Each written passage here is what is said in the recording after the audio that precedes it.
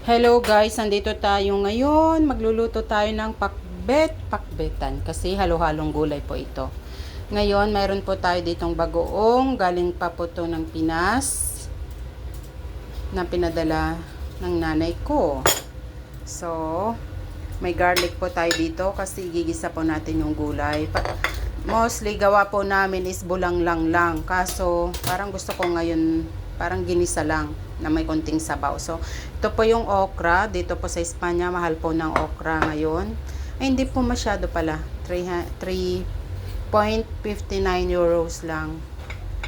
Or, depende sa store. Minsan, 4 euro. 4 euro. Pero, itong nabilhan ko is 3.49 euro. Then, ito po yung talong na maliit lang. Medyo mahal po yung ganitong talong kasi native kung tawagin. So, ang per kilo po nito is, I think, 3.99 din, euro. And, mayroon po tayong saluyot dito. Madalas po yung saluyot nilalagay natin sa bulanglang. Kaso, parang pwede rin naman sa pakbet. So, ayun, mayroon po tayong ampalaya. Per kilo po ng ampalaya din dito is, ito po 4.99 po yung kilo. 3 pirasong maliliit lang po ito kasi nga medyo mahal po. Pampapait lang sa pinakbet. Tapos mayroon po tayong kamatis. Mura lang po ang kamatis. Ang sibuyas, sakto lang 1 euro per kilo. Ang onyo, mayroon po, lalagyan po natin ng konting, ito po ay konting luya kasi para matanggal po yung lansa ng bagoong. Bumili din po ako ng malunggay. Ito po yung malunggay. Ang per kilo po dito is 6.99 euro. So, ang binili ko, ito po ay 3 pirasong katamtaman lang ang laki. Halaga po nito, nasa 2 euro na po ito. Almost 2 euro. So, ganun po kamahal yung malunggay dito. Kaya, pampalasa lang. Tapos, may kalabasa po. Ang kalabasa, ang per kilo ay 2 euro.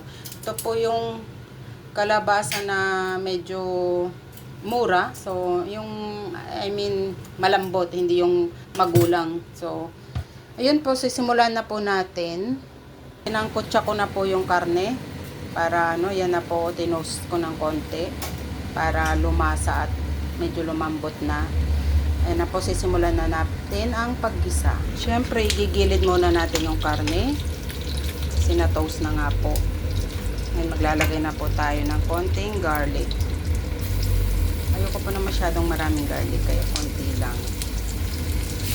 Nasa inyo po kung gaano po kadami yung gusto nyo, pero konti lang po ako. Susunod po natin ang onion.